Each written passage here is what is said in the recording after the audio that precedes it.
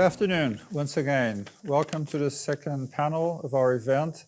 And we have a very distinguished panel with us to discuss the investor protection versus CMU development and the right balance. So with us, we will have Camille Thomas.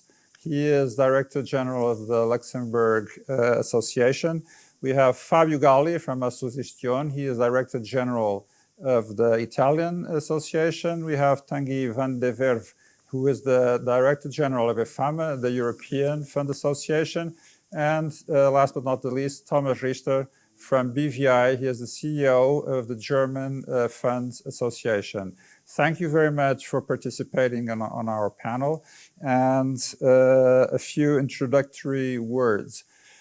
When we look at investor protection and when we think about this balance between investor protection and development of CMU, we should keep in mind that we must make a good sale for investors. Investors should be presented with the right products for their portfolios on one side. And on the other side, we also need to develop capital markets. This is very important for the development of the European economy. But also, we also need to provide products which are not just savings for the retail, for all the people in Europe, but we need to provide investments. We need to provide products which allow them to invest. Welcome very much to this panel once again. Thank you very much for being with us. And I will try and give an idea of what I would like to think about on this panel. We have had some crises in our economies. We had the dot-com crisis, then we had a huge crisis in the beginning of the 21st century, which was the financial crisis. And Europe has been building and building on the protection of investors. I mean, it's understandable, but the problem is if we are moving too far away, if we are taking away the investors from the market, and if we should stop and even maybe go back a little. And this is a little bit what I would like to have your ideas on. So, in very general terms, and starting with you, Camille, I would ask you the following. There's a difference in capital markets in Europe and in the US. You find it more developed, more people into capital markets in the US. The question I'd like to ask is just starting with a very general question. And even before I make the question, let me tell you all that, well, for the purpose of having different questions, I will try and ask different things to every one of you, but please feel totally free to come back to any question you would like to comment, which has been presented to someone else. So the question I have for you is, do you feel that this difference between Europe and the US has anything to do with excessive regulation in Europe? I mean, are we being excessive and are we taking away people from the markets contrarily to what happens in the US, or is this a bit far-fetched because maybe the US has a higher culture for risk than in Europe? I mean, how do you see this? And secondly, in general terms, do you think we should make regulation a bit softer on the sell side? Good afternoon, Joao. First of all, thank you for having me today. I do hear an echo. Sorry about that. As regards your question, I mean, it's true that the equity culture in the US is definitely much more developed. If I look at some of the statistics that IFAMA has published in its latest fact book, I mean, shows that, you know, the holdings of equity by households in Europe is 5% compared to the US 27%. If I look at investment funds, 10% versus 15%. So generally in Europe, we do have a lag of equity culture in contrast to the jurisdiction like US, Canada, or Australia. To me, that there are a couple of factors that, you know, may explain this. Certainly, households in the US are perhaps less risk averse. Secondly, I think they have much more comfort in investing in equities, probably also because they do have a very well developed pension scheme with the 401k. So over the years, they have come across investing in capital markets. And thirdly, I would also say that there's maybe an increased financial literacy compared to what we are currently seeing in Europe. And combined with all this, I think in continental Europe, we may also have a partially an excessive culture to do too much of an investor protection. Don't get me wrong, I think investor protection is important, but the current framework, I think, empowers investors to take a much more active role, and that's the whole purpose of the Commission plan within CMU to try to channel private funds into capital markets and maybe achieve less reliance on the banking system than is currently the case. That would also then mean that we open up opportunities for private investors, or certainly certain categories of more sophisticated investors, into investing into other type of assets than maybe the traditional long-only one. I'm thinking here of private assets. So this is something that should certainly be looked upon, but definitely for me, an element is the lack of financial literacy, and to make retail investors aware of the benefits of investing into capital markets and not saving their money just on traditional bank accounts. Thank you very much. Picking on what Camille said, Fabio, I would like to ask you a question on financial literacy. I mean, financial literacy is many times mentioned as a problem for retail investment in financial markets.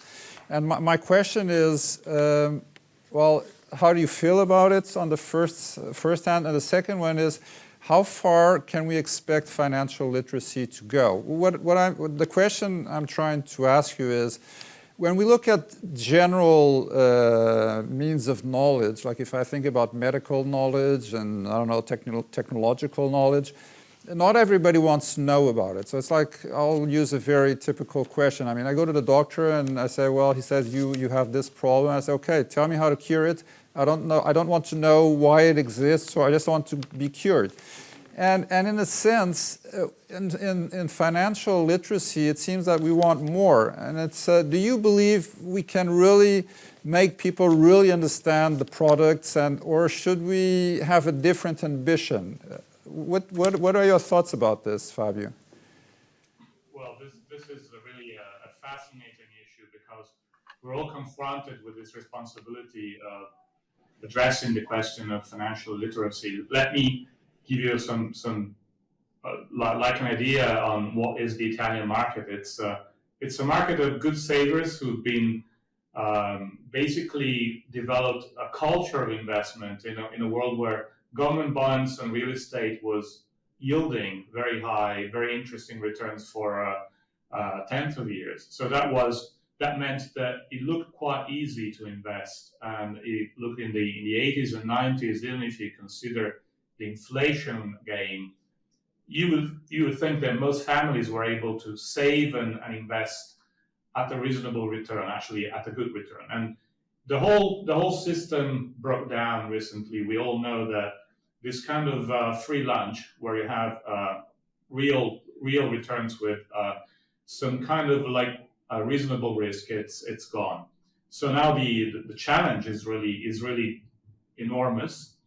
And what can we do about it? Is there anything like, what can we do in terms of financial literacy? Is it really our responsibility? It is, but at the same time, as you were mentioning, Joao, people think that investing is in some way an easy bet, because compared to, for instance, your health or your legal service, you fundamentally think that you understand the game and you expect to win without any pain. You know that most people, at least this is true for a lot of our clients, they think that investing in some sort of privileged information, and if you don't make money by investing, is because you're tricked into something which is wrong. And this is a big challenge for the industry, because at one point it's very difficult to bring knowledge to a population that really thinks that it's a matter of privileging information instead of having a real balance between risk and return and taking responsibilities for the choices you make. Now, there are good signs that something is improving, and I think that a lot of the financial literacy is coming from learning by doing. You know, more than all our programs or ideas, truth is that people learn to invest because they test it themselves. And one proof of this is that we were all scared. At least Italians, our industry was scared at the beginning of the lockdown for COVID-19, where markets really corrected, went down. We expected some kind of knee-jerk reaction, typically pro-cyclical, meaning that people would be selling out of fear because of the situation, which is not what happens in the US, where people are much more steadfast in their approach to what we call cyclical markets. And to our surprise, the response was pretty calm. So people didn't react to the 2-month drop that we experienced. There wasn't the typical knee-jerk reaction that we had, for instance, in 2008 during the first financial crisis. And I think these 12 years from 2008 to 2020 actually made a lot of people learn to invest and understand the cyclicality of the markets and the longer-term view. So in some way, there is a kind of financial literacy that is coming with the learning by doing. And I think people have been exposed now to some more complex portfolios, more diversified into equities, so that in some respect, we should look forward with a kind of optimism to what is happening. Maybe regulators are behind the curve in terms of understanding that what people are actually understood, which is the American way of buying into, creating your portfolio and just stick to it, because short-term cyclicality will just damage any knee-jerk reaction. So on one side, we come from a culture that was kind of backward. On the other side, there are good signs that financial literacy is coming, because now it's been experience is actually trickling down even to the end investor. Fabio, thank you very much. It's of course a very interesting discussion, and of course very important for us. Still on this trend, still on the idea of information and literacy education, I have a question for you, Tanguy, which is related to this. There is sometimes a discussion if you should put all your bets on financial literacy on the long term. And of course, I am not, of course, wanting to discuss the benefits of education, because education only has benefits no matter what the activity. And of course, financial education is the supreme thing we must look at.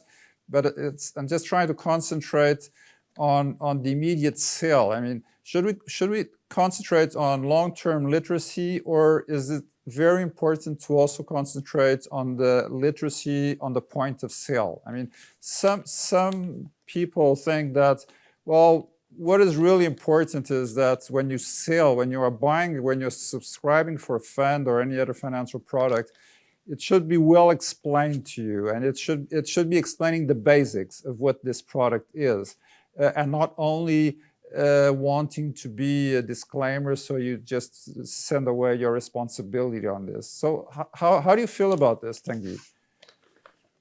No, thank you, Joao, and thank you for the invitation. Do you allow me to get back to some of the previous questions, as you offered us the possibility to do so? I would like to just complement what I heard from Fabio and Camille first. So concerning the US, I think, a major difference between the US and Europe is we live in welfare states. We pay a high level of taxes and we get a lot in return. So, there is probably less of an incentive to save for our old age. That being said, this is changing, and the retirement savings gap is increasing in most of our countries. So there is a need for more financial education. And if I go back to your analogy with a doctor, I think it has its limits, because true, when we are sick, most of us tend to go to the doctor and expect the doctor to, find a solution to the sickness. But with investors, this is not really how it happens. The reality is that most consumers are depositors. They have bank deposits, but they don't even think of going to their financial advisor to get advice when it comes to being invested in capital markets. So if the doctor for the consumers is the financial advisor, we don't see that many depositors going to their financial advisor. So they are losing out. So to your question about financial literacy, it's a long-term effort, but it will not be sufficient, but it is highly necessary, especially to allow investors to make sense of all the disclosures that we or the distributors make available to them. That is absolutely key, and it will be even more important for them to be financially educated, to make sense of the upcoming ESG disclosures. And I guess we will be talking about this in a moment. So I think that, yes, it is absolutely necessary, but it will not be sufficient. And I think indeed with you that there is a role for the distributors to play when it comes to financial education. But again, it's necessary to empower the consumers. And I think it was Camille or Fabio mentioning this notion of empowerment. And we are very pleased to see that the Commission at last recognizes that regulation needs to empower the consumers instead of simply protecting them. As one of our members keeps saying, the biggest risk for the moment is not to take risks.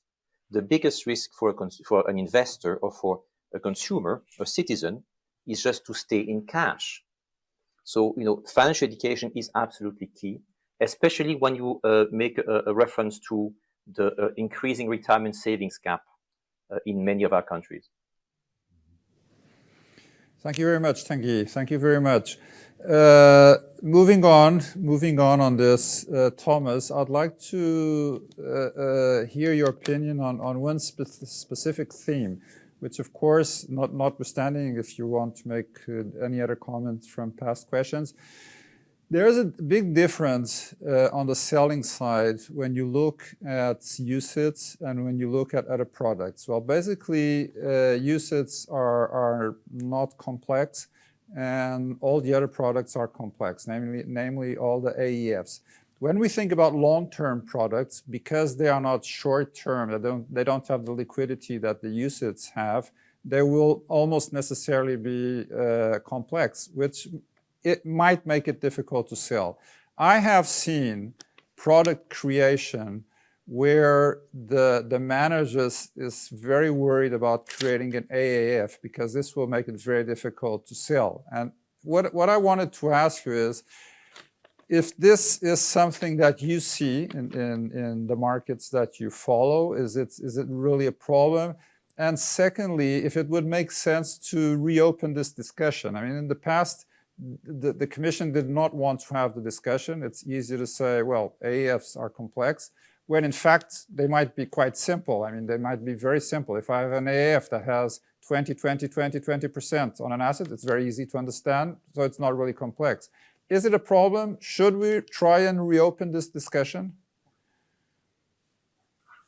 Yes, we should, Joao, but let me first thank you for the invitation and say welcome to the audience. I've heard we have a great audience today, and it's a pleasure for me to join you in this conference. I have some opinions on what has been said before concerning financial literacy, for instance, and over-regulation by the EU.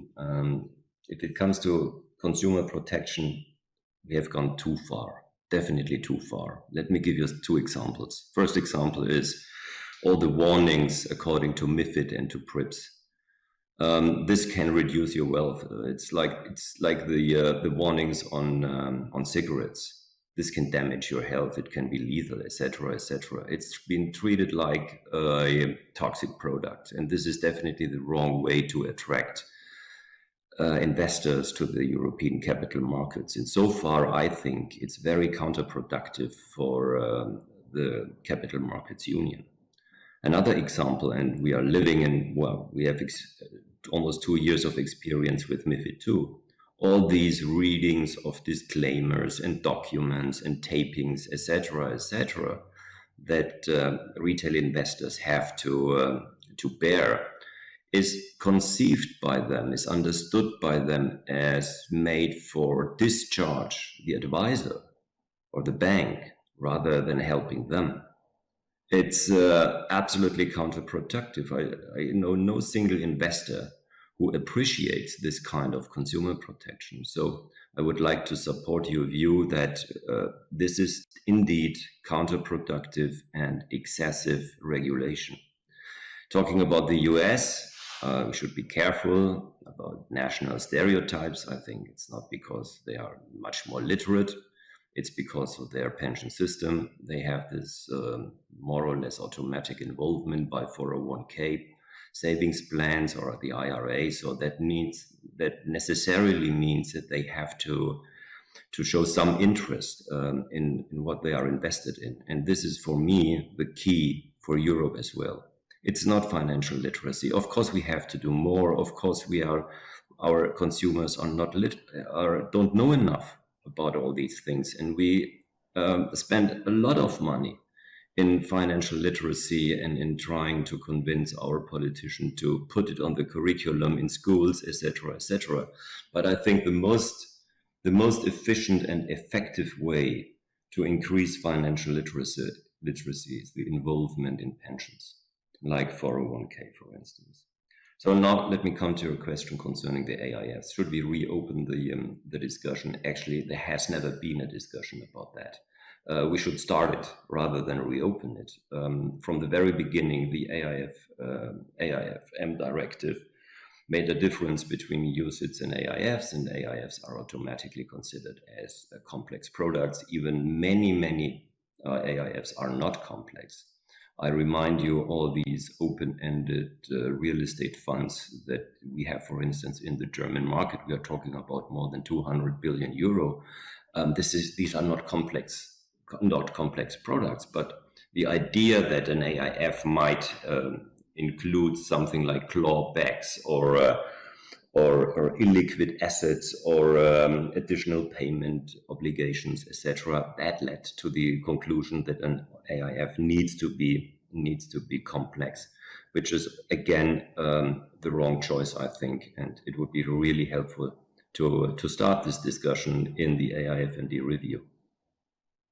Thank you very much, Thomas. Thank you very much. Moving on this matter, and as Tanguy refers on his last words, we have ESG to look at, and well, we had I believe an excellent panel just now. I won't look into substantial details, but once again I'll look into regulation and what we are expecting to do with our clients. And I mean, we are expected to explain where we are on ESG, and ESG is really very, very complex. So once again, and also picking on what Thomas said, I'll start with you, Camille. Are we heading to a set of disclaimers where once again the participant says, well, he understands whatever? Or I don't know, how do you see this? I can tell you that on my side, I am quite worried about it. If I look at the RTSs, I think, well, even I have some problems understanding the technical aspects of sustainability. And so I think I agree that the participants should be told something about where the fund is on sustainability, but I think it has to be very simple. It has to be a very simple message so he can truly say, well, okay, This I understand. I mean, it's like a percentage or something like that. How do you feel about this, Camille? What are the difficulties you are seeing on this? Since very soon we will have to have something to give to our participants. Thank you, Joao. I mean, it's true that sustainability, that's a mammoth project that, in my view, is even more complex to implement than maybe UCITS and AFMD. And, you know, if I look at SFDR and the taxonomy regulation, they are obviously all impacting the entire value chain, you know, from product design to portfolio management, risk management, distribution. So it's certainly a challenge for, you know, regulators, but definitely also for our industry, and not necessarily obvious to get it right from the beginning. But I think the asset managers have a card to play to contribute by engaging with the European Commission and with consumer and retail investors. As regards the technicality, you know, Article 8, Article 9, I agree that it is very complex, and maybe we should stop using, you know, financial jargon that is not necessarily meaningful to investors. Maybe we should change our narrative to make it more understandable to the man on the street. The big problem we're having, as we all know, is there are still, you know, many uncertainties and stumbling blocks. We've seen in the panel before, you know, the consistency of data, the expectation from the public side, the media, maybe NGOs, to say, well, financial industry has to be bolder in its approach, and there's you know, greenwashing being done. But for me, it's we are on a journey, and we've engaged on the path. And I remember Commissioner McGuinness made a point, you know, about you know, SFDR and taxonomy regulation, saying that, you know, it's a legal framework that will help finance transition towards a sustainable economy, but it's the framework is not fixing strict requirements in terms of product design or a minimum percentage of green assets that products must commit to. So there is no such thing as green equity, and we also have to maybe educate and raise awareness much more, because if I look at a study that the EU published back in 2019, there was over a sample of 1,400 listed companies in Europe, only 2.5% qualified as green. So that shows the magnitude of the journey we must embark upon. And obviously, this translates also into the way how we explain and communicate this to retail investors, and also make the point that our industry, you know, is not the only one who can solve the problems. We are, you know, one of many that have to support that transition. But you know, to answer your question in short, I think it should be, you know, to investors, you know, the wording should be put in much simpler terms. Thank you very much, Camille. On all these matters, Fabio, I would also ask you a question. I mean, we talked about some quick fixes last year because, well, we were worried. We were specifically worried with the markets and with the needs of the economy. And of course, with COVID, things thankfully seem to be better now. But we still have many uncertainties, and we talked about quick fix, and some measures were taken. What is your view on the quick fixes? Have they been very practical? Have they been very technical?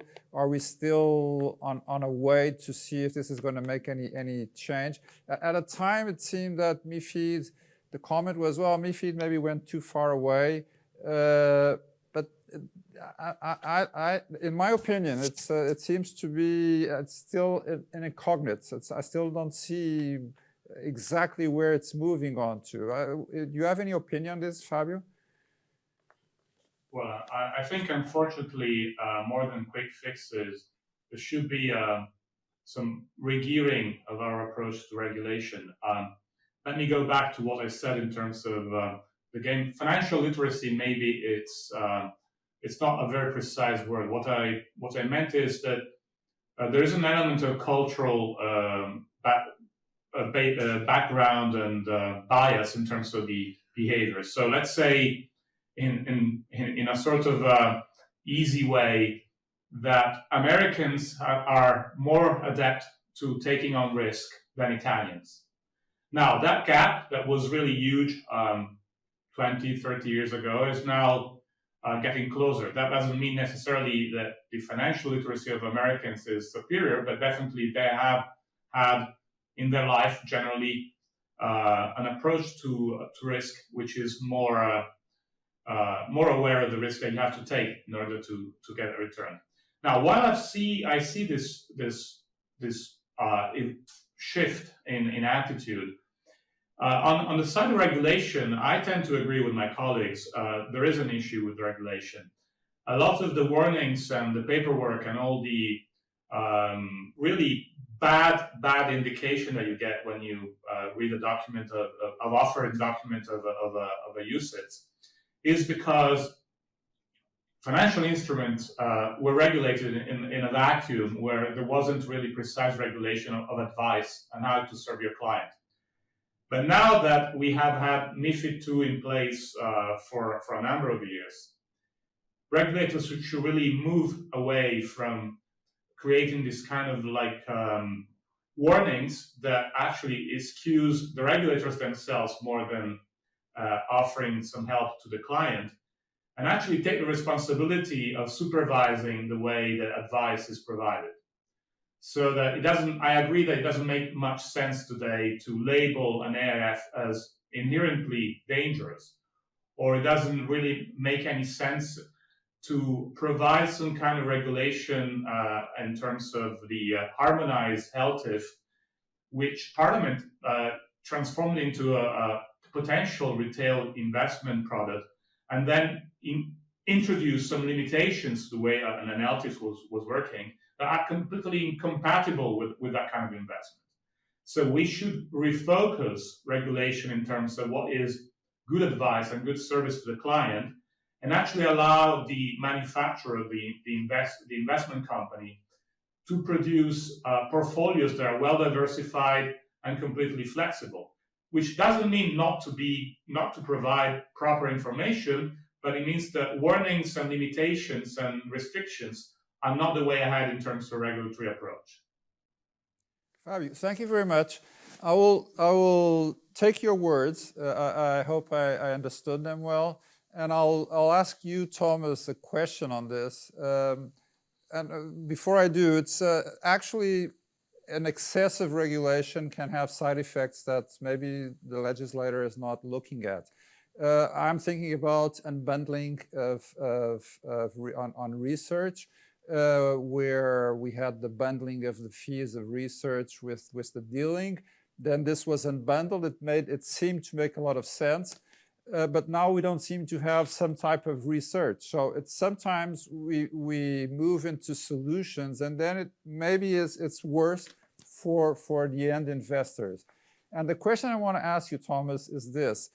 Sometime in the 80s or 90s, the person would go to the bank, and the bank would say, well, I have this product for you, you should buy this and that. And now this seems to be over, because there's a lot of fear that the person is not literate financially, that he doesn't know.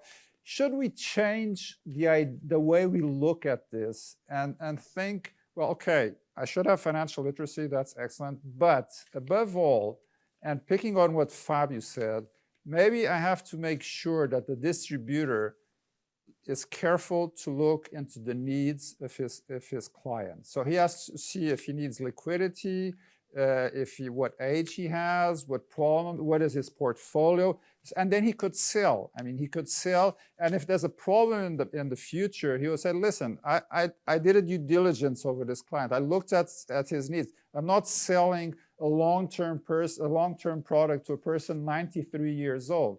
Does this make sense, or should we still keep on focusing on all these disclaimers that the buyer has to look at?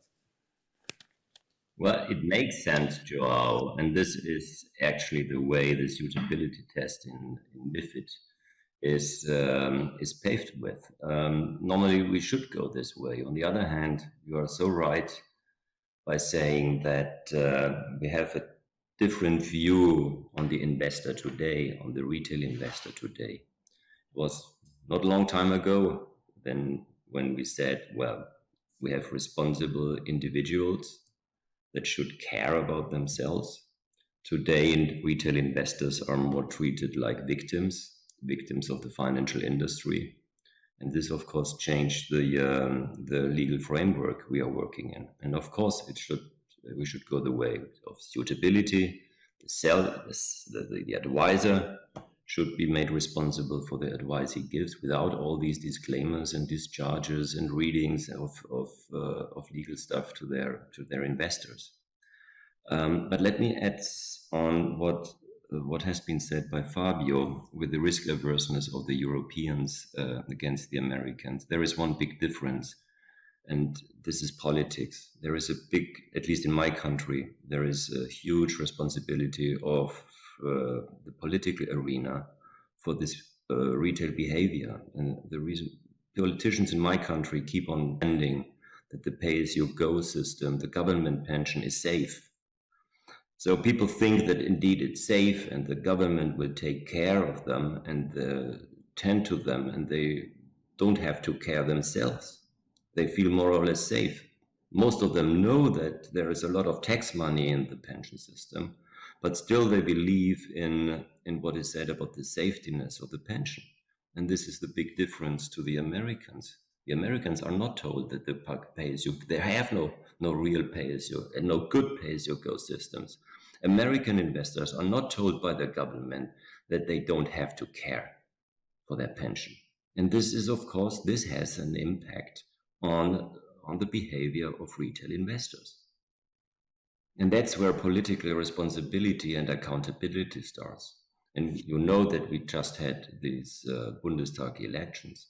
Nobody, no single political party was addressing this issue. No single one.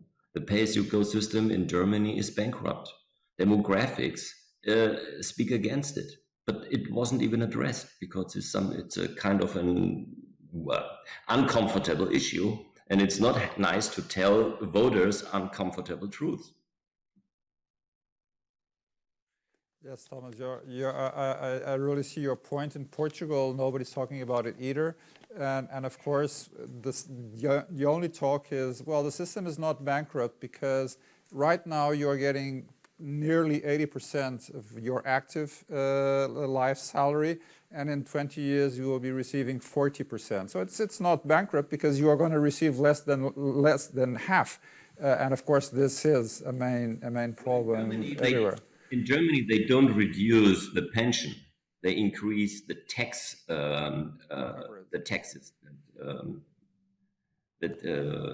where it's paid from taxes. So the level of pension stays the same, but the money comes from the taxpayer rather than from the pension system. Yeah. Well, Tanguy, I have one question for you on an important issue for the fund industry, which has to do with inducements. Inducements were quite limited in the last MiFID review, more limited than in other activities, because if we look at what is MiFID and if we look at the insurance, the rule is a bit tighter on MiFID, and apparently there are new talks over this. Are we walking towards a ban of inducements? What could this mean for the industry in your perspective? Once again, something which is looking at protecting the investor. Will the investor actually be protected this way? What are your views on this? Thank you. Very topical, and indeed the Commission is looking into it. This was part of their revised action plan on CMU. The good news is that indeed they're also looking at extending the currently applicable regime under MiFID applying to independent advice to IDD, to the insurance sector. So there would be more of a kind of level playing field. But there is still possibly, this idea of having a ban on all types of inducement. They are looking into it. They have commissioned a piece of research. I think that what we are saying and the way we are framing the debate is that we should not talk about inducement too much. We should talk about advice. What is it that people get in return? What kind of advice is advice needed? And we are saying if you want to turn depositors to investors, because this is a key challenge. If we want to finance innovation, digitalization, sustainability, we need to put this money to work. But as we were saying earlier, you still have way too much cash in sitting on bank deposits. So how do you move from deposits to investments? For that, advice is absolutely key. Likewise, advice will be key to make sense of all this complexity coming out of the Sustainable Finance Action Plan and all those SFDR reporting requirements.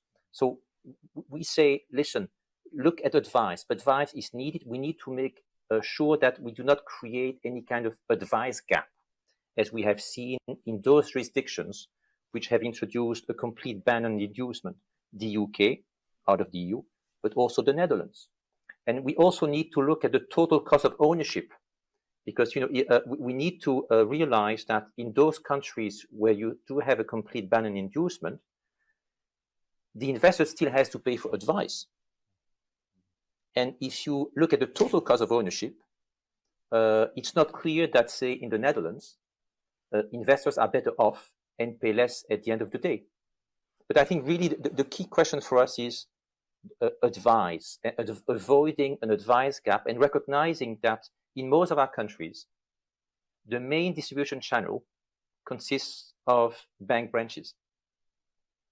And we cannot, change everything, because then for sure we will not reach this objective of increasing retail participation in capital markets. Well, thank you very much, Tanguy. Well, we are just coming to the end of our conversation. I'll ask a brief remark to the four of you, just to close. Camille, starting with you. Yes, I think what is important for me is that we should continue to invest in means to increase financial literacy.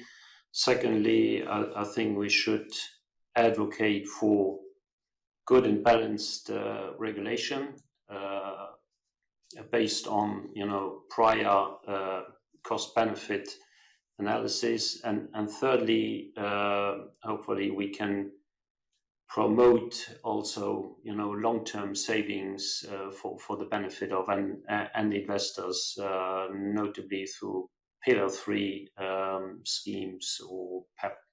Thank you. Thank you, Camille. Fabio, a few words.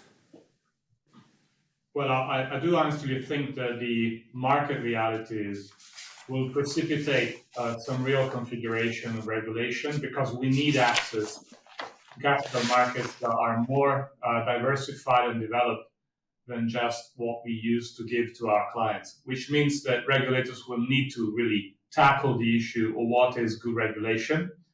And as Tanguy said, moving out of this concept of protection into the concept of empowerment.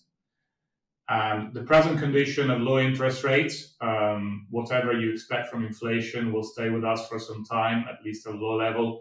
And the need to move into long-term investments will definitely make this shift in the mindset of regulators very, very urgent. Thank you. Thank you very much. Tanguy, a few words. Well, just reminding that there is this coming retail investment strategy that the Commission is expected to publish sometime in 2022. So there is an opportunity for all of us to influence the thinking of the Commission and make sure that this becomes an opportunity to increase retail participation in capital markets, which, by the way, would be an opportunity also for the EU to reach its objective of strategic autonomy. Strategic autonomy has a lot to do with not depending on third countries when it comes to access to finance. But the money sits on our bank accounts, but we need to activate that. That's absolutely key. And finally, also, looking at the ways to leverage the potential offered by digitalization, to increase consumers' engagement. Thank you very much, Tanguy. Thomas, some final remarks? But there's so many, I have so many financial remarks to make, but let me focus on this ban on inducements. This is one of the stupidest ideas ever. And it's unnerving because it's so narrow-minded. It's so incredibly narrow-minded. It's from people who have not the full picture. We have so many banks in my country, savings banks, cooperative banks, other banks, who are living from commissions these days, who don't make money from interest rate differences. Do you really want them to take away this business? Do you really want them to go belly up by an inducement ban? Is that a good idea? And then they only talk about funds and securities. Do they also talk about life insurances? Would there be a ban on inducements for life insurances as well? Do they see the problems life insurances are in due to the low interest rates? Do they have this in mind? I don't think so. And do they look at the UK, where the RDR was introduced in 2013, which is a really bad example due to the huge advice gap that they have in the UK today? Do they consider what's happening there? So I really must say I'm really unnerved by this ongoing debate about ban on inducements. Thank you very much, Thomas. Camille, Fabio, Tanguy, and Thomas, thank you very much for having been with us and having honest and frank and express ideas about what you think on this topic. Thank you very much, and I hope we can be together very soon in presence. Bye, and thank you very much. And thank you all for attending this conference. Thank you, Joao. Thank you. Thank you. Bye.